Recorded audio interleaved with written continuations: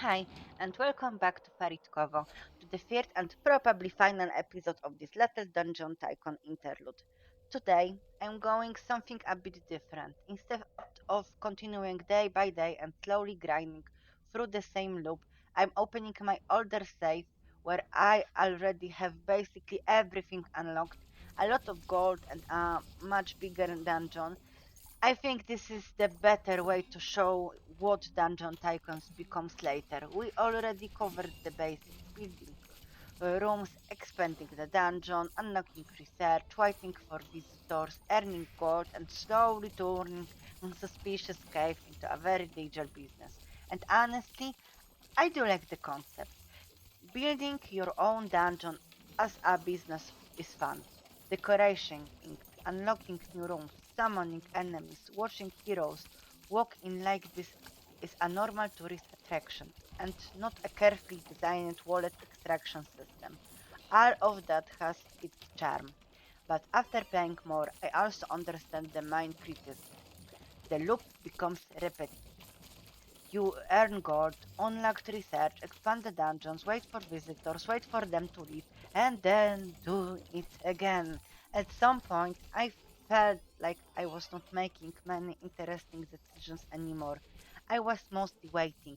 So instead of stretching this into more episodes, today I want to show you the late game save directly, the dungeon layout, unlocked rooms, bosses, legendary enemies, visitor groups, and what I think about the game after spending more time with it.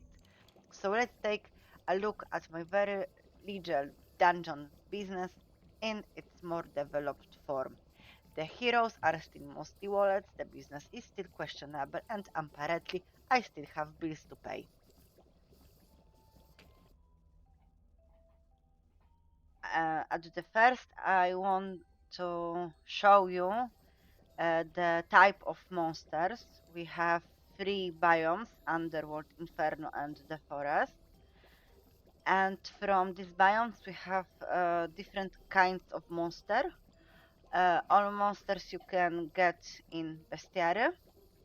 So, like for example, crawler or giant rats. Probably you know them if you watched the previous episodes. We have also golden crawler, it's legendary, and it's not quite simple to get this. From Inferno, for example, we have magma golem or hellhound or hellgoat.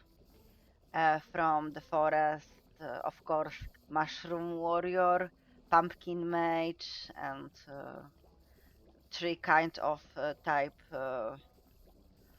monsters. Also, we have bosses. Bosses are the strongest beast at the dungeons. We have three. One is Skeleton King, second the Doomforged, and the third is the Earthwing. One biome, one type of bosses. So this is where the game starts showing both its charm and its limits. There are quite a few things to unlock. Different chests, door traps, spawners, utility objects, decoration, and legendary heroes. For example, the chests are not just normal chests. You get things like an ancient chest, a mimic chest, a chest of Midas, and a fairy chest. The mimic looks like a normal chest because, of course, it does.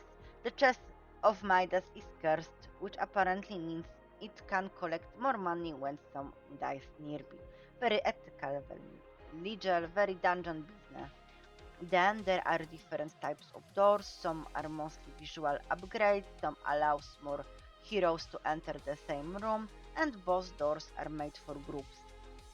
And this is a good example of how Dungeon Tycoons works later. A lot of the unlocks are not completely new systems. There are more like better versions, prettier versions, stronger versions, or slightly more specialized versions of things you already have. The same goes for traps.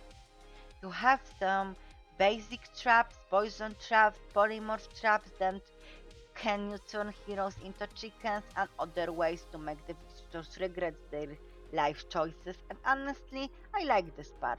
It makes the dungeons feel more alive and more dangerous. But again, it is mostly the same loop. Unlocked a better thing, place the better thing, wait for people to walk into it, collect money, repeat.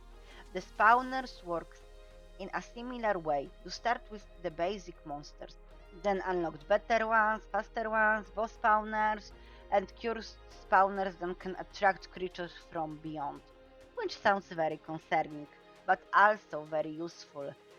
Then we have all the support objects, attack totems, defense totems, respawn pedestal, grouping tabs, better camping spots, better towers, bigger dispenser, food upgrades, energy upgrades. Basically, the dungeon slowly becomes less of a cave and more a very suspicious theme park.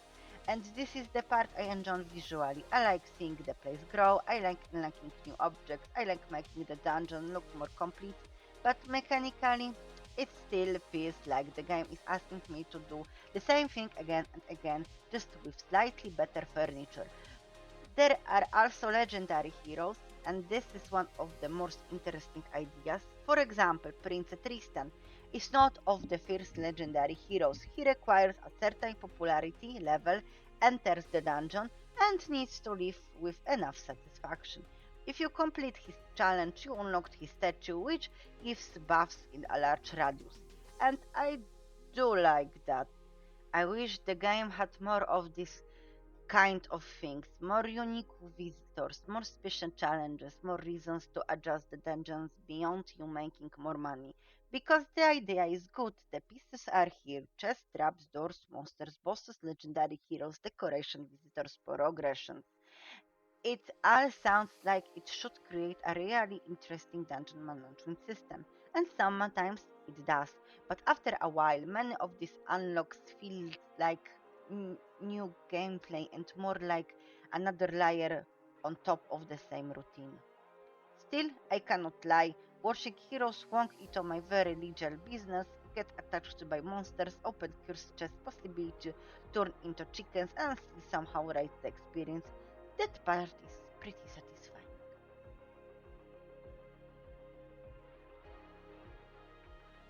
And I think that will be it for today's video.